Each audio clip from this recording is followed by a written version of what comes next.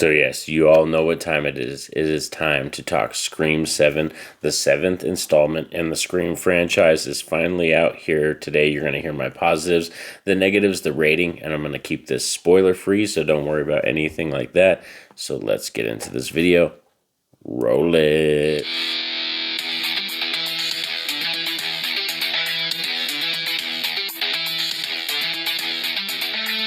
So when it comes to the Scream franchise, this is definitely a hot button topic right now. You could be on the far side of boycotting this film or the far side of supporting this film, or be one of the toxic fandom people that's criticizing both sides. It's like, or be right in the middle. It doesn't really matter to me. That's not part of what we're here to in this video to talk about. I'm here to talk about my love for the franchise and why I watched Scream 7.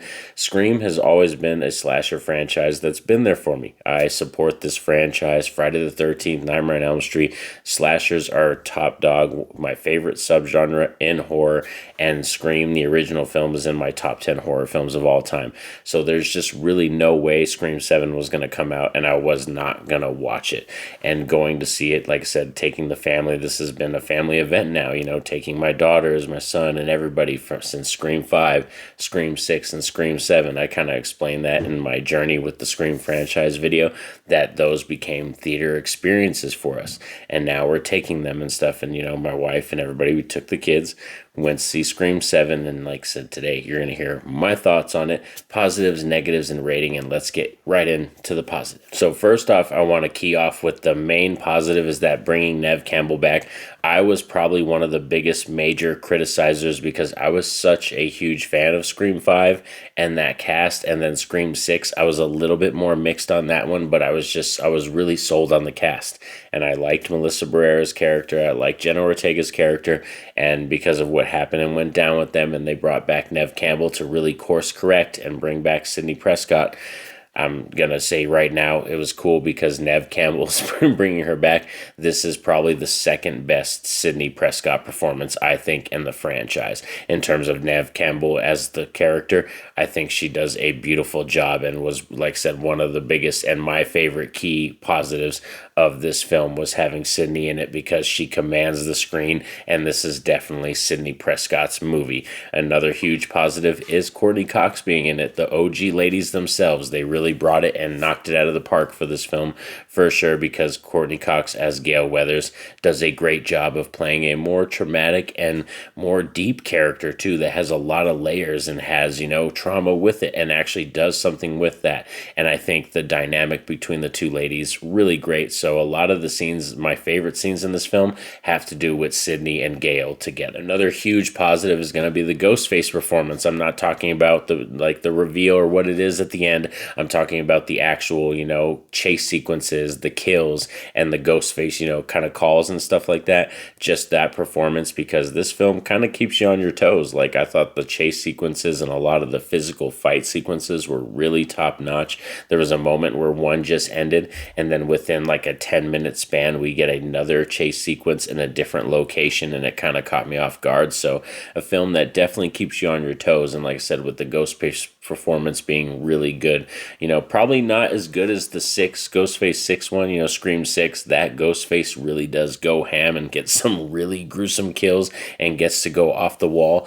But in terms of this one, I think they do a really good job. And like I said, with it being a film that is pushing the limits of being almost 2 hours, this film's about an hour and 54 minutes.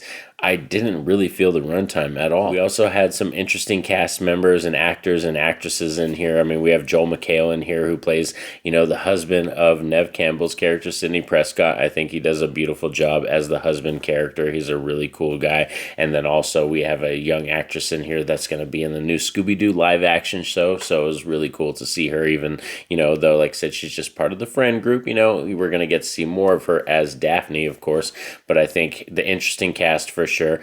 But we're going to lead that into a little bit of mixed and negatives now that we're talking about the cast, is that Tatum, the character and the actress that plays the daughter of Sidney Prescott, that is probably my biggest negative with the film, is the Tatum character.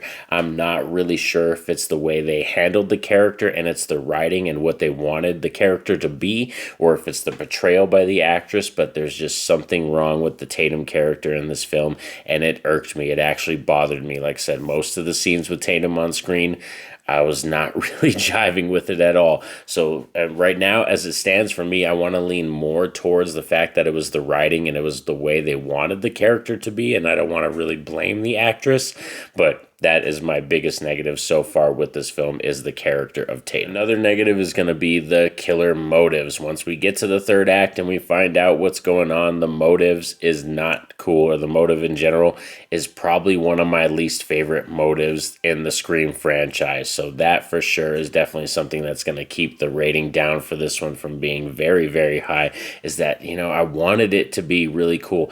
Watching the film, there's a motive that I could see in the film that I feel is better than what they ended up landing with in the end.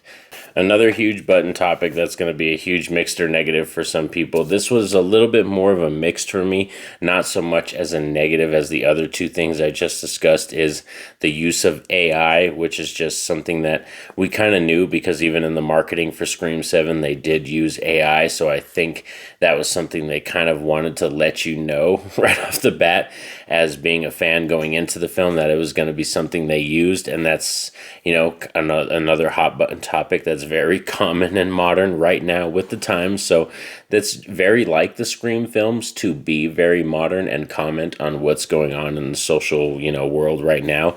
But like I said, for me, it was more of a middle of the road mixed thing, because it's not something that necessarily hurt the film for me, but it didn't elevate the film for me in any way. So it's just something that was more middle of the road.